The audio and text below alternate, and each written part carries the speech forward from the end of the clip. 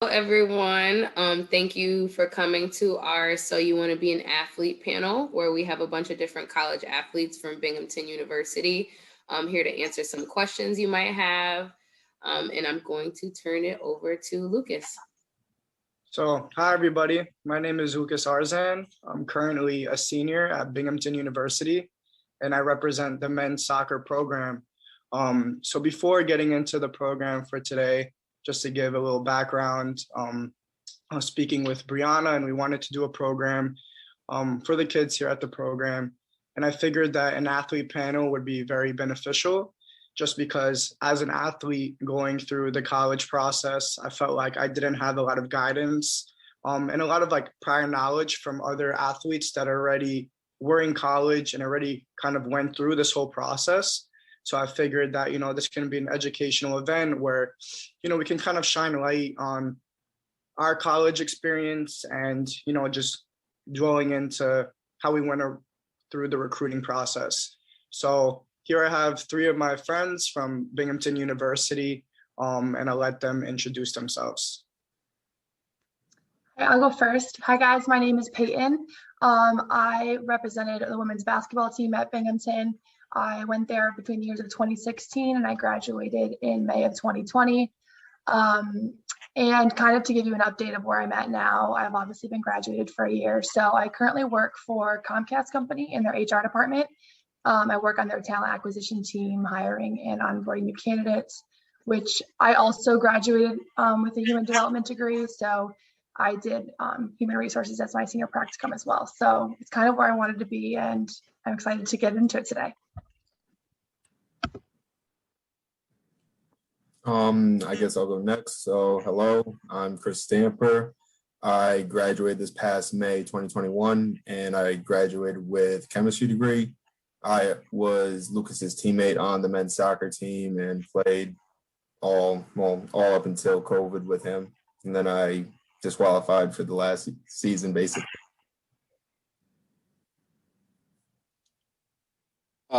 So I'll go. My name is Burbaker, and I was on the track team at Binghamton. I was there from the years 2016 through 2021, finished with my master's this past year. My undergraduate degree was in English rhetoric, and then my graduate degree was in business administration. And currently I work on the site team doing merchandise marketing at Bloomingdale's. And yeah, that's pretty much me right now. Well, yeah, firstly, I just wanted to say thank you guys for getting on the call. I know you guys have work and everything, so I appreciate the fact that you guys are here and are willing to talk to the students.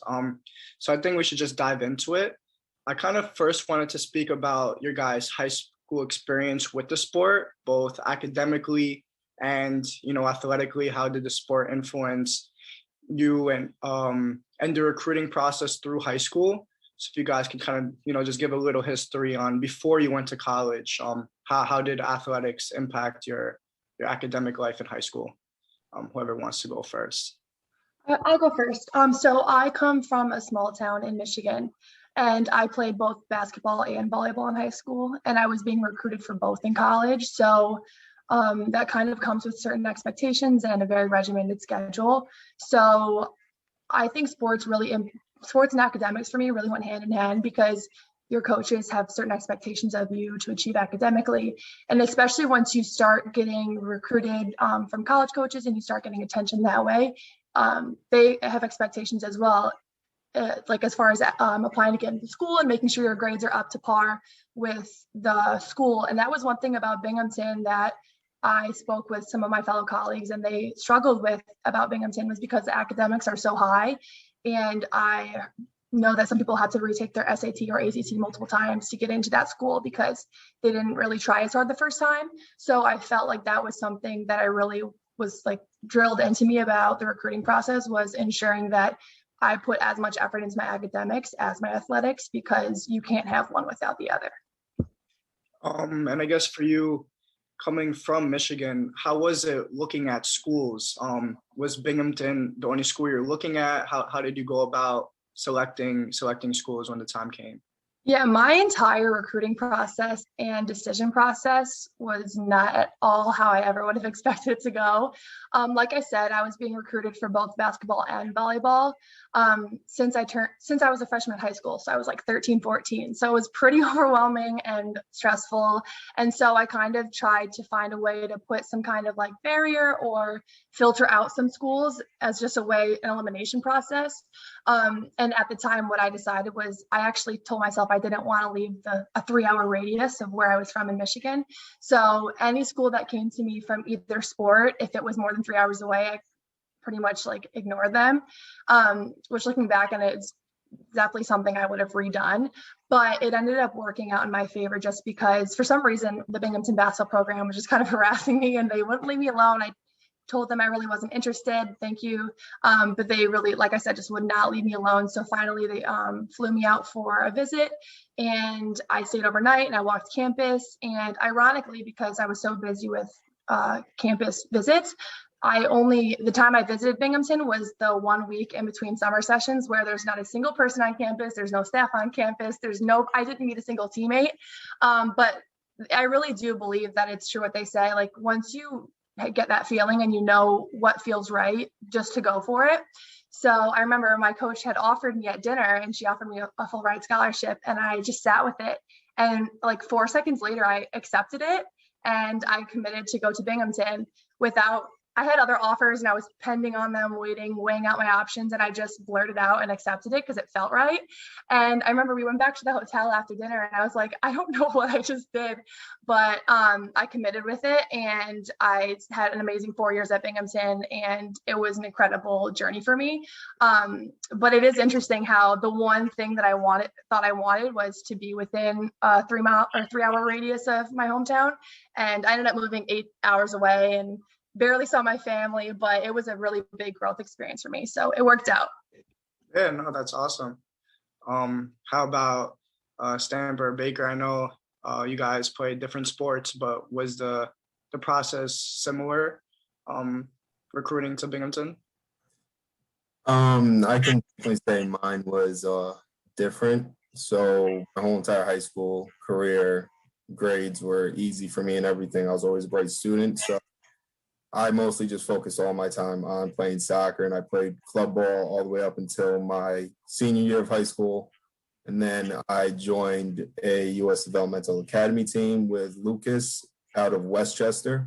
And I'm from Poughkeepsie, which is a little more upstate New York. And I already previously had several offers from D3 to D1. But definitely once I did join the academy team, I had several more D1 offers and also a lot of other D1 schools that were going to look at me at different showcases. And already I had an offer from Binghamton and I knew Lucas was going to be going there. And it is a SUNY school for in-state plus a scholarship. Definitely very good for my parents economically since they would be paying for a majority of my schooling. And I did take that into a lot of account for when I was going to make my decision. However, I feel like I know that this is just part of the whole entire recruiting game for these college coaches, but I was put under pressure before one of our biggest showcases over Thanksgiving break down in Florida. I was going to have over 24 other schools come watch me during like the 3 days that we're down there. However, Binghamton made me make a decision prior to going down there the day before. And out of just being put in a bad place, I just said, all right, I'll take the offer, I guess. And that's how I committed, basically. It's interesting because that also happened to me where I was given a very short deadline to come to Binghamton. And I guess this is one thing that I would say to future college athletes. I don't regret my decision at all coming to Binghamton, but I didn't really weigh my options with other schools. It was very like, okay, here's your offer. You have 1 week. And, coming from my background where like, my parents both didn't go to college, like, they saw the money, they saw the offer and they're like, just take it. And I would recommend for other athletes to kind of, that offer isn't, when they give you a time, it's not very concrete. They just, they see your worth and they want you to come right away. So I tell other athletes, definitely to to wait and see other options because there are a lot of schools that will be contacting you. But I guess a question I have for you as well is how you say you get all these offers from these schools. How does that go about? Like, are you contacting, and for you Payne as well, like, are you guys contacting schools? Are schools coming to the games? Like, what's the best way to go about getting these offers from schools? I feel like it's both you contacting different schools and also them just contacting you first and everything. And more or less it's just getting them your game schedules and everything for them to be able to see which games they're come and watch you at. And then from there, you'll probably speak with the coach or the assistant coach, whoever comes to watch you post game or just over the phone, something like that. And you'll just stay in contact like that. Yeah, I was fortunate too. I was the first Division I basketball player to ever come out of my hometown, like ever.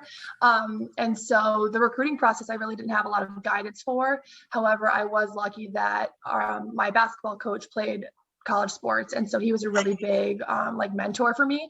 So I'd say the recruiting process is kind of a balance between looking at being diligent, like checking your email and checking your phone, because if you go to certain combines or like exposure events, they can get your contact information and reach out to you. And so being diligent with that, but then also what was a big thing for me was making a list of dream schools that I had and getting in contact with those coaches and being taking a lot of initiative with schools that I wanted to be a part of that may not have been chasing after me. So it's definitely like a way between like going to the schools that are interested in you and also pursuing schools that may not have their eye on you at the time, but with enough like persistence, they'll take interest. Interesting. And how about for you, Baker? Because Payne and Stanford both play like team sports, whereas track is more of like an individual sport. Was it a little different for you, or was it very similar? It was very different, honestly, because one thing that's nice about track is that it's all about the numbers. So all schools that you'd be kind of interested in, there's certain marks you have to hit. So for me, for the triple jump, that's my main events, you had to hit around 43, 44 feet or so for like a walk-on standard for most small D1 schools. And then there's like a walk-on standard, like a scholarship standard, and then there's like a full scholarship standard. And if you hit those certain times or certain distances, then it'll allow more coaches to reach out to you and whatnot. So knowing what I had to achieve and have to be very concrete allowed for the process to be relatively low stress. And I knew that if I hit a certain distance that I would be able to get recruited somewhere. And honestly, for me, I didn't do crazy well in high school or anything like that. And once I realized that track could really get me into a good college, I put a lot of my focus on my work ethic in track because I knew that what I was really interested in and what was best for my strengths, I'd learn down the line. And I just focused on track because it was something that I really loved and enjoyed. So I put a lot of time and effort into it. And Binghamton, ultimately, they sent me a letter. And what happens is schools send you letters and you fill them out and then you send them back to the school. They kind of figure out how they feel about you and they determine if they want to have you do a visit or whatnot. So Binghamton was actually the only school I visited. And it was I kind of applied out of a whim because it was very much like a reach school for me. And then after I got in, my parents were like, you have to go because it was least expensive. It was the closest to home. And it was the best school I got into. So it was really like a no-brainer because I just saw that and I was just so excited about the opportunity and I just had to really take it. But the recruiting process for track is relatively low stress because you know exactly what you need to do. There's no kind of nuances or anything like that. That's interesting. Also, I didn't know about the scholarship. I feel like as you guys are talking, I'm kind of learning about the different sports. But I guess now to move on into, you guys are here now in Binghamton. How was it coming in as a freshman? If you guys can talk a little bit about the differences of being a high school athlete and now being a college athlete. I could start. So one thing I realized, especially I'm not sure if it was my coach or if it's how it is, but they're a lot less hands-on as they are in high school. So high school, I was a standout athlete, so my coach was really invested in me. But here, in Binghamton, it seemed as if they have a lot of athletes that come in. Some people perform, some people don't, but a lot of what you get out of it is on you. And that's really stressed, is that you make the most out of your experience. You can choose to make the most out of it. You can choose not to. So the way that I was just so hands off and really up to you to choose what your journey is going to be, that was kind of a shock to me, because I was just so used to my coach kind of being on me and making sure that I had structure and whatnot. But having my coach just say, this is your life, just choose if you want this or not, it allowed me to really understand my values and really grow to learn how much track really meant to me. So Yeah, Would I you would agree say, with Baker. Definitely what I would say is like initiative matters a lot in college athletics. In high school, as long as you did everything that was expected of you as far as practice or lift or what have you would succeed, you would do well. However, in college, just going to practice and doing well is not enough. Just going to the weight room and lifting the bare minimum is not enough. Taking initiative and requesting that your coaches come in and get a workout with you, or even just doing it by yourself. You think that they don't know, but they always can tell. And that's what always separates. I know it sounds kind of cliche, but it always really does separate you, the good from the great. Practice will make you good, but the extra effort will make you great. No, it's definitely true. And as being an athlete myself, I definitely feel like what Baker said is true too, where I feel like it was very different coming in, and coaches, they kind of have, I guess, these expectations already. And they're not as like, on you, making sure you're doing this, and this is kind of like, okay, like you're not a kid anymore, you're here in college, you're not living with your parents anymore. Like it's time to grow up, I guess. And I feel like you'll succeed when you realize that sooner rather than later, that like you kind of have to get out of this like little kid mentality, and you're ready, going to school, you're getting a degree, now it's time to put the work in. What would you say is maybe the biggest challenge coming? I know Baker kind of spoke about this already, but like the biggest challenge coming in, you're away from your family, maybe like paying, you're very far, you're in New York, coming from Michigan. What was the setbacks or the hardships coming in? I guess I'll go first, but I would honestly say probably getting used to how our coach was, like just as like a whole, because at the end of the day, a team sport like soccer and everything, the coach, how he was, just mindset about winning games and everything. So going from a coach's mentality of having all the kids try and get better as players and everything versus just a coach that's just strictly game winning mentality and everything, it is definitely a little difficult to switch from one to the other. But after that, I feel like everything was going smoothly, more or less. Yeah, for sure. And I feel like already with college athletes, kind of like the real world, where like, when you go into a job, you might have a boss that you might not necessarily agree with, or there are some, different mentality shifts. And, as an athlete in college, you may have coaches that, have different philosophies, and it's like kind of your job to kind of adapt and be able to play in this style. So I feel for where you're coming from. Sorry, Paige. No, you're okay. Yeah, I'm going to say something similar to Stamper. I mean, there's a lot of challenges being a student athlete academically, with lack of sleep, a lot of home, like there's a lot of struggles, but just from the student athlete perspective, I would say learning a completely different way of playing the sport that you've been playing your whole life. So I was coached by the same person since I was like 10, and I knew basketball one way, and then I came to college and it was a completely different version of the sport that I knew.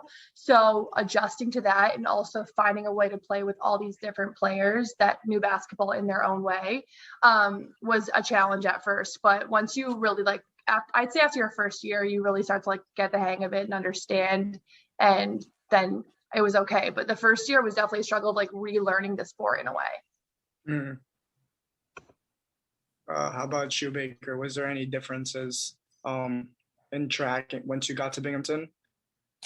I would say the biggest differences, well, it's kind of interesting. So like my coach, I remember like the first day, he was like, "All right, what are your goals?"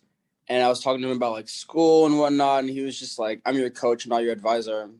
And that always resonated with me because like my track coach in high school was also like one of the teachers. So he was very much like, he was helping me out a lot and allowing me to, he was definitely like a helping hand.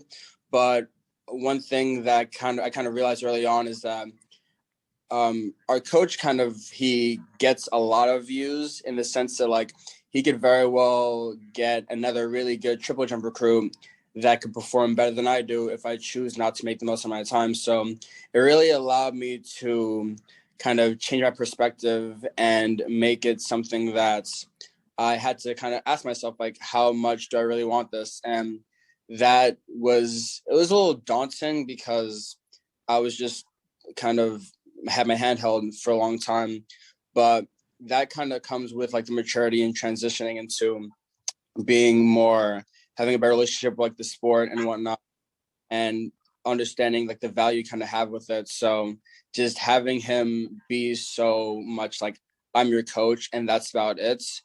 It was very much a culture shock. And that's something that some people didn't transition well with. Like I transitioned well with that because I was like, oh, I want to be the best athlete to ever come to the school. And that's just the way that I am. Like anything I do, I want to be the best at it. But a lot of people, they kind of that like deters them a little bit. And they kind of feel like, oh, the coach doesn't really like them as much, or they're not as invested in them. But it's not even that. It's just like, because they're a coach and because you're an athlete that's there for 4 years, you come in and out, you realize that your college experience, your college athletics experience is like 99.9% on you, for me at least, because with track, your performance directly shows like, will you go to competitions or not? You do well, you go compete, you don't, and you don't compete. And then some people kind of get in this cycle where they might not go to a bunch of meets and whatnot, and they get kind of deterred, or they're not really enjoying it, but they might not think that coach likes them, but it's him just really saying like, you choose your fate. And just his mentality towards athletes was just something to get used to. It really just allows you to like look in the mirror and say like, what do I really want out of the sport? Because at the end of the day, like they're there for track and you're there for your experience, and you really allow yourself to figure out what you want that experience to be. So Yeah, no, I completely agree. And I know, at least from a soccer standpoint, a lot of players that are recruited, we're playing D1. A lot of players are the better players in their area. They play for their travel teams, their local club teams. And then once they get to college, now you're versing players that are from all over the country, really, all over the world. Like we have teammates that were from Switzerland, Germany, England, etc., along with, players from across the country. So now you're not just the best player in your area, but you're competing against players that are the best players in their own areas as well. And it's kind of like this mental toughness that, you have to kind of overcome these obstacles and kind of, just find a way to just put the work in and not let all the outside noise, whether it's, coach having this view of you or your teammate, and just, succeeding on your own. Because at the end of the day, it's you at the end of the day. But I know that you are getting off the call soon, so I just kind of wanted to leave you with these two questions before you get off. For one, do you have any recommendations for high school athletes as they're trying to play in college? What would you say is the best advice for them going through this process? honestly, I would say to you, enjoy it. But when I say that, I mean not because it's only going to be there for a certain amount of time, but because we put a lot of stress on ourselves, especially to perform at a high level, because we're at a really good school and the sport becomes less of like an activity and we see it more as a job. But at the end of the day, sports and doing this is supposed to be enjoyable, and your mentality towards it will allow you to make the most out of your time there. So my first couple of years at Binghamton, I really wasn't doing well on track, wasn't doing that well in school, and it just felt like a lot of stress. And then I kind of just started to see track, at least, as an escape and something that was fun and enjoyable unconditionally, and it allowed me to perform better, because a lot of people like I've talked to that are alumni, they look back and they might have regrets and whatnot about their time. And one thing that I try to tell a lot of the young athletes is that, especially ones that like get really hard on themselves and stress out about like the performances, that you're supposed to enjoy it. Like, you're supposed to just be there and be happy. And because at the end of the day, like, sports are fun. Performing at a high level is fun. It comes with, responsibilities, and there are things you have to worry about, and more things matter, especially outside of the sport and whatnot. But to just look at it as something that's supposed to be 100% or source of enjoyment. And yes, I mean, workouts can get hard and whatnot, but that's part of just like getting better. But overall, just to see it as something that is not as much of a job as a lot of people may think it is. And it's going to seem like that way, especially for like high level sports, and a lot of like administration and coaches might make it seem like a job. And that's, in my opinion, it's more so you can take it seriously and you can make the most out of it. But as long as you see that as something that's supposed to be an unconditional source of enjoyment, then you're going to make the most out of the time. So that's something I would definitely recommend, because I really started enjoying track, like really having fun with it towards like the end of my career. So kind of that being said, maybe towards the beginning of your college experience, is there anything, if you can go back, would you do anything differently? Or now looking back after your years, you're satisfied with everything that you've accomplished and done? See, honestly, because I've had, from what I think at least, I've had my coach thinks at least, one of the most crazy transitions in terms of my career at Binghamton, because my first year I was just doing just nothing right. And I had a lot of what I thought were regrets, but going and getting hurt and not doing well in track and not doing what I knew I was capable of allowed me to really understand how much I valued the sport. And in my past year, this past spring, I performed very, very well. And I like to look back on like where I started freshman year to see how far I've come. And I'm really appreciative of that progress. So me personally, I wouldn't change anything, only because I had the time to see where I started and see what I could become. So no, but had I only done track for 4 years, my regrets probably would have been not sleeping enough, not taking care of myself, and just thinking that I was invincible. Because, I mean, you go out, you do anything you want to, and when you're in high school, you think you're invincible because you're just naturally talented, and then you work hard, but you're still better than everybody, so you're not as worried about it.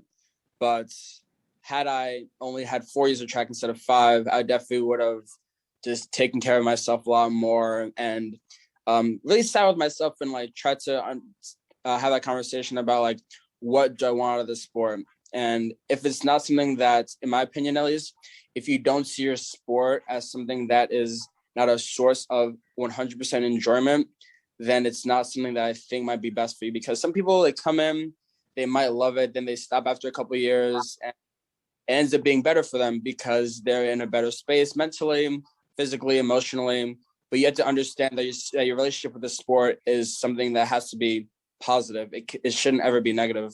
So those are my my 2 cents on my track career. Well, thank you, Vager. Thank you for those words of wisdom. But I mean, before you go, I definitely agree. I feel like, you really have to love your sport. And when you do go through these tough times as an athlete, it's this love for your sport that ultimately inspires you and keeps you motivated and keeps you putting in the work. I know, there's like things where when times are bad, you're like, oh, this doesn't mean too much to me, so whatever, I'm just gonna let it go. But here you're an athlete, you're here for 4 years, so minimum 4 years, maybe 5 or 6, you're getting a master's. And you really have to love what you do, because if you don't love what you do, you're not gonna put the time in, and you're not gonna once you have let's say a bad meet, you're like, whatever, screw this, I'm done. And you can't have that mentality, especially when you're competing at such a high level. But I actually I had a question for you, Peyton, and it's actually something I don't really know because I haven't gone through this yet in my life. But how has being a college athlete impacted your job search now that you're graduated? You've had a year. But are there any benefits? Like, can you speak a little bit on that? Yeah, so definitely being a student athlete carries a lot of weight when it comes to your resume, and it holds a lot of value in and of itself. But this is kind of a piece of advice I would give to any potential student athletes in the making. You should commit to doing everything you can with your sport. However, if you have any extra time, certain internships or different volunteer opportunities, those are 4 years that really hold value. And then when you graduate, it's nice to have something else on your resume that you can kind of speak to aside from being a student athlete. But for example, this job that I am working for Comcast in their HR department, I have a decent resume. I spent my 4 years doing certain marketing internships, and I had an HR internship, and I kind of took advantage. I was fortunate that I was able to take advantage of that. But I ended up getting the job because the person interviewing me was a student athlete herself. She played soccer in college. And so we had a lot to connect on. And maybe I had certain gaps in my resume that I didn't professionally meet some standards, but there's a lot to be said about student athletes with their work ethic and their ability to multitask and work at a team and work well with others. And those tend to fill a lot of holes that student athletes might have on their resume. So I am fortunate that being a Division I basketball player kind of gave me that final push to get the job that I'm currently working in, which I'm really loving. But yeah, being a student athlete definitely is valuable in the job search. However, I would say if you have the opportunity to do anything above and beyond and kind of outside of your sport, I would recommend that for sure. Yeah. And I feel like that's a big thing for, let's say, like Greek life in college, where you make a lot of these connections with, future employers who graduate. But, people don't realize as well as people have a lot of respect for athletes and just, the dedication, the motivation, that these are people that are used to the grind, which I feel like definitely helps in a job search, like you said. And this is something for Stanford as well. I get a lot of questions I've been in Binghamton about how do I cater towards my athletics and my academics? How do I make time? Do my classes interfere with my practice schedules? Do I have people that kind of look out for me? So like for kids that are asking these questions, could you guys shine a little light on how do you guys balance the rigorous academics like Binghamton, which is a very hard school, along with, with athletics? Yeah, I mean, I have some more advice because I'm full of advice, I guess. So I was a human development major and I loved it, and I probably would have picked it anyways. But that being said, it is important to, if you have a passion or you have a desired major, to really fight for it. It's pretty common for certain coaches to kind of push you towards a certain major if it fits the practice schedule better, if it will bring the team GPA higher.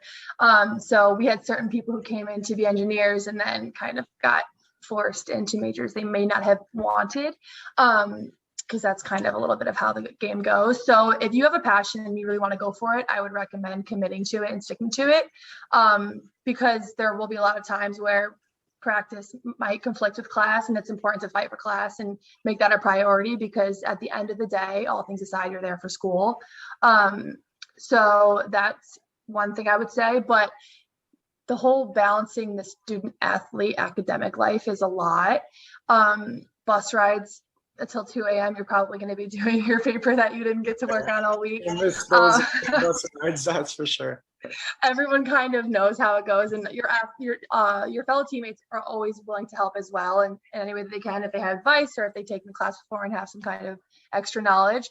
But yeah, definitely just making sure you prioritize school as much as you can, because if you're failing a class, you're ineligible to play, and so school should really take priority, because you can't play the sport without holding your weight in the classroom. How about you, Stanford? Chemistry major? Yeah. I would probably say don't do what I did. Basically being a chemistry major, and then for your upper level electives, deciding to take upper level math classes. that definitely was a struggle for me, balancing that with athletics and also having some sort of a social life, because at the end of the day, if you're gonna be an athlete at a Division I school or any division, honestly, you're gonna also have a social life that comes along with being on the team at the end of the day, so you have to really make sure that on your spare time, whatever, that you do bang out the work that you have and everything.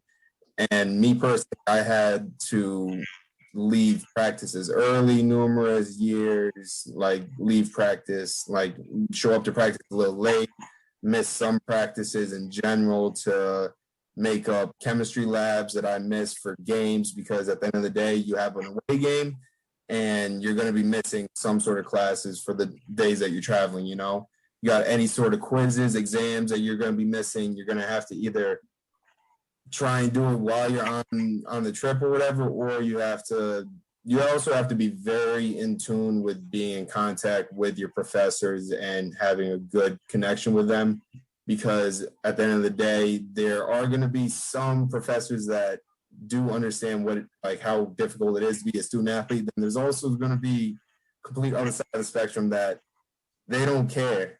They don't care that you're a student athlete at the end of the day. They just want you to do your work and everything, and they're not going to treat you any special compared to any of the other students, But definitely try to be smart about the classes that you're going to be taking. If you're going to be taking a harder major in the sense of, say, like a STEM major, something like that, that's a lot of that type of coursework, instead of like, say, with your guys' majors and everything, it's like a lot of papers and that sort of thing, right? So you're able to do that more or less on your own time individually. But with like STEM majors, you have to do so much for exams and everything, like several hours each day and all that. So it's definitely a lot to try and balance altogether. Yeah, I mean, it was painful just watching you go through it. But I guess I would say, for those that are taking, I mean, any major, probably, and you're an athlete, to kind of balance your schedule. Most athletics, there's a specific season. So like for soccer, it's in the fall. So maybe try to take easier classes in the fall, and take like more of the harder ones in the spring. Sometimes you have no choice, but try to keep that in mind. And I guess now, as we kind of come to the conclusion of the presentation, I do want to ask you those two questions that I asked Baker. The first one being if you have any recommendations for high school athletes that are going into college, or maybe freshmen in college, and how they can, work on their academics and their athletics. Recommendations as far as keeping up with your academics is take advantage of outside sources. I know at Binghamton, we have a lot of opportunities for tutors, getting special hours with, mini labs and TAs and all of that. And even outside of the scope of our athletic department, there's so many opportunities to get in little group huddles for study sessions and stuff like that. So don't be afraid to get outside of your comfort zone in order to stay up to pace. Especially like Stamper said, you miss a lot of lectures traveling or at practice or what have you. So anything you can do to stay up to speed and keep yourself at a comfortable level with the rest of the class is super helpful. I would say probably on athletic advice for high school going into college and everything is coaches, when they are recruiting you, are going to say everything and anything to tell you to the school. Some of it may be true and other stuff may not be true, My main thing that I would say is don't believe everything, and if you do go on a visit or whatever, try to talk to the older guys on the team and ask them honestly what their thoughts are about the coach. Then also say if you're going to a team sport like basketball or soccer or whatever it is, make sure you view, like you watch some of the games and everything, because the coach might be saying we do this type of play style or whatever, and then comes time to you getting there and everything, and it is nothing like what they told you, you know? So you got to do your own research on that sort of stuff, so they're not just completely just selling you out, you know? Yeah, for sure. I feel like, as a high school athlete, you're so excited. But keep in mind that not every school is the right fit for you. Which is why, you go on these visits, you spend the night in the school, take as much advantage of that as you can in terms of, getting to know the guys you're possibly will be playing with for the next 3 years. And I think that's both great advice. And lastly, if you can go back and do things differently, is there anything that's just like screaming like, I wish I could change this or that? The only thing I would say was with my recruiting process, like I said, I ignored so many schools just because when I was 14, I thought I wanted to live next door to my parents. And then I ended up 4 years later that I literally wanted to be as far away as possible. I'm just kidding. I love them. But still, like moving away and like having a completely different experience was really great for me. So I wish that was something I would have known when I was younger. But so just don't limit yourself. Don't put barriers up that don't need to be there. Keep your options open and be down for anything.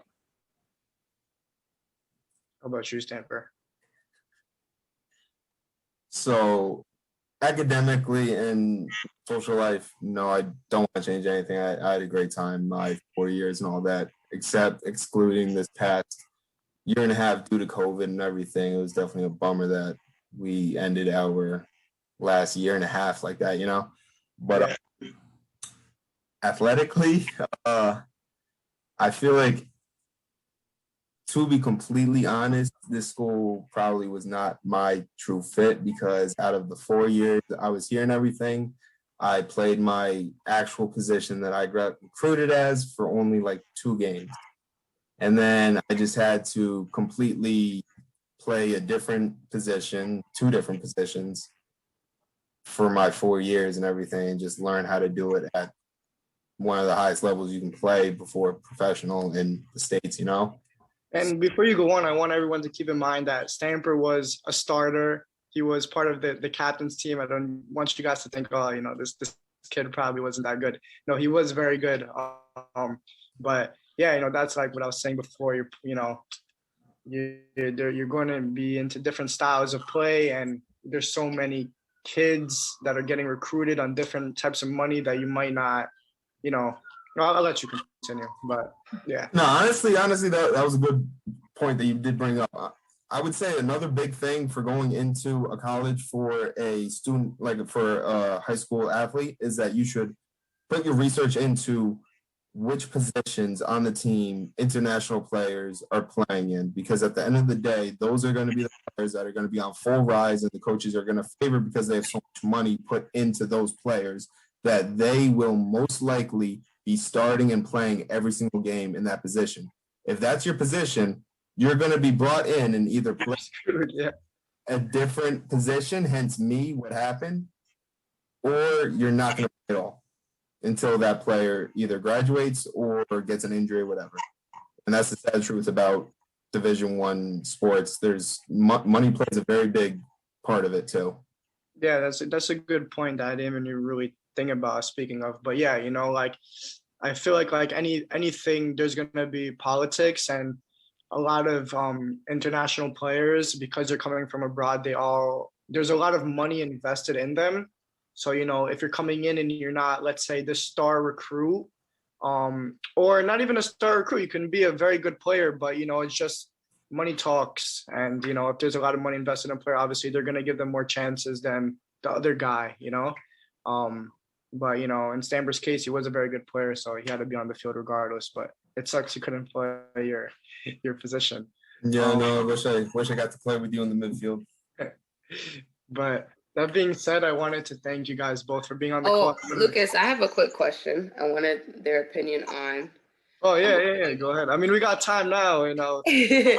How do you guys feel about the NCAA allowing athletes, college athletes, to get profit off their likeness and things like that? Do you feel like it's a good thing, a bad thing? Yeah, I'm really excited about it, especially because I was a basketball player. So obviously there's a lot of exposure with basketball, and our name and likeness is used on several platforms in many different ways.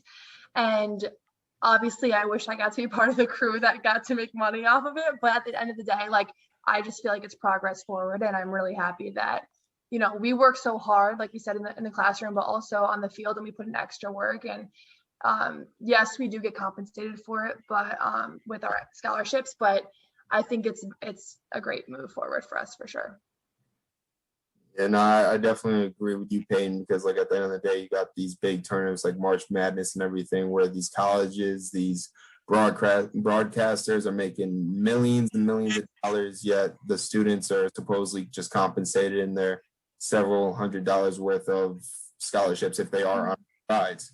And a lot of the time, yeah, they're on full rides and everything, but there's also those students and everything that come from not wealthy families at all, families that are in poverty. And it would not, like, at the end of the day, I'm not thinking about the student per se. I'm thinking about what the student then could provide for his or her family. That is definitely in a much worse off economic stance than, say, these big millionaires that run this thing, like definitely a step in the right direction for the AA to finally allow the student athletes to be getting compensated for this. Especially because, oh, sorry, go ahead, Lucas. Oh, yeah. I completely agree. I also feel like, I guess maybe not so much in soccer, but, football and basketball, there are these athletes that you already know, let's say like a Zion, where like this is a huge name, he's going to the league. They're putting everything into their sport. But with athletics also come injuries. And, there's a lot of sad cases, or like these huge athletes, they're promising and then they get injured. And then it's like, okay, like you didn't finish college because you're going to the league, but now you're injured. Maybe it's a career-ending injury. Now what are you going to do? So I feel like at least with college, if they are getting paid, you are getting a little bit of like a buffer where you're going to make a decent amount of money. So let's say, God forbid, this happens, you do have kind of like, okay, I have this amount of money where I can do this and that, maybe, go back to school, whatever, which I think is huge too. Sorry, Peyton, I'm done. No, that's okay. I was just going to say there's this like really big culture now because of the whole fear of injury, that it's just kind of like play 1 year in college and jump to the league. And I feel like that kind of impacts the competitiveness of college basketball. So I feel like for the opportunities for them to be making money within a 4-year university like setting, it could definitely, well, in all sports, not just basketball, but it can, I feel like, increase the competition level of NCAA sports for sure. Well, I have one question. oh yeah, Manny, go ahead. Yeah, I was just asking for the kids that, have dreams about becoming pro after college. Have you guys tried to go pro? And if so, how did that go? And like, what are the challenges to become pro or trying to become pro? Yeah, so pro was never in my storybook. After my freshman year of playing college basketball, I developed a heart condition. So I actually had to do a thing called medically disqualify. So it meant that I still got my scholarship for the rest of my 4-year experience, but I had to sign away my eligibility to continue playing for obviously health and safety reasons. But I've been surrounded by a lot of people who have done the pro thing, the overseas thing. And it's definitely a lot of times they're really good experiences, and then a lot of times they're not so great. If you can get into a competitive overseas league, then you can make a lot of money and it can be a really great experience, but a lot of people kind of lose their love for the sport, and at least from the people that I know, just because it's not always the best paying. Like it's just kind of a little bit of a Hail Mary. But there's like definitely like overseas combines and exposure events after college that you can line yourself into, and that kind of fast tracks the entire process. For myself, I'm actually kind of like going through that process right now. I feel like for soccer though, it's a little different. Just because the sport is not as big here in the United States as it is football or basketball or, these other sports. So like even let's say a draft, it's tough. Also the fact that like Binghamton is more of like a D1, whereas like, there's bigger schools that get more exposure. So like, you can even be like a better player in this type of D1, this type of league, but like, just because you play for a bigger school, you're going to get just more exposure. It's going to help you get into the draft and get drafted to like an MLS team, which also has a lot to do with like, money. A lot of kids like, I wasn't going to be able to afford to go to a huge D1 if I didn't get a good scholarship. Whereas like, there's kids that, will get into this school and like have the money to pay for the rest, so for them money isn't like a huge thing. But like for me, like soccer, what a lot of kids do is like, they graduate and then they look for trials to go overseas, where that's like where I feel like a lot of the big money is at. So that's kind of what I'm doing right now. Branching off of Lucas and everything, I would say honestly, as a high schooler, if you want to go pro in soccer in the US, if you're not going to one of those big ACC conference or Big Ten conference schools, if you're not in a high MLS US Developmental Academy team like Red Bulls, any of those teams, your chances are looking pretty slow if you don't have also good connections besides that, because my whole entire life I wanted to go pro, and at the end of the day I came to the realization that my connections aren't that good. I went to Binghamton for soccer. That's not speaking much on anything. It's not that much limelight come down on me for playing here, so just had to give. Soccer is just not like, it's very different from some of like the other big sports. But yeah, because like you look at football, you look at basketball, baseball, those players they basically have to go to college. It's not like back in the day when basketball like players were able to just go straight from high school, like they have to go to college now, and then they play their number of years or whatever, and then they enter the draft. If they're good enough to get drafted, soccer, it's either you have it before college and you get into an MLS academy team and everything, and then you get pulled up to the first team, or you get drafted after playing at one of the biggest schools in the country, Yeah.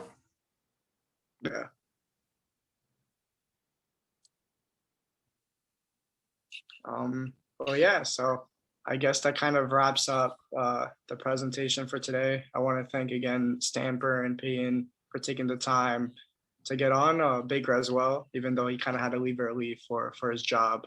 But I don't know if you, Brianna, if you want to say anything, but I'm all out of questions. No, just reiterating what Lucas said. Thank you so much for taking the time out of your day in your life, because I know a lot of you graduated already and are back living your normal lives. So thanks for coming in and talking to the students about your experience, and we really appreciate it. Yeah, thank you guys for having us. This was fun. Yeah, definitely. Thank you guys. Mm-hmm.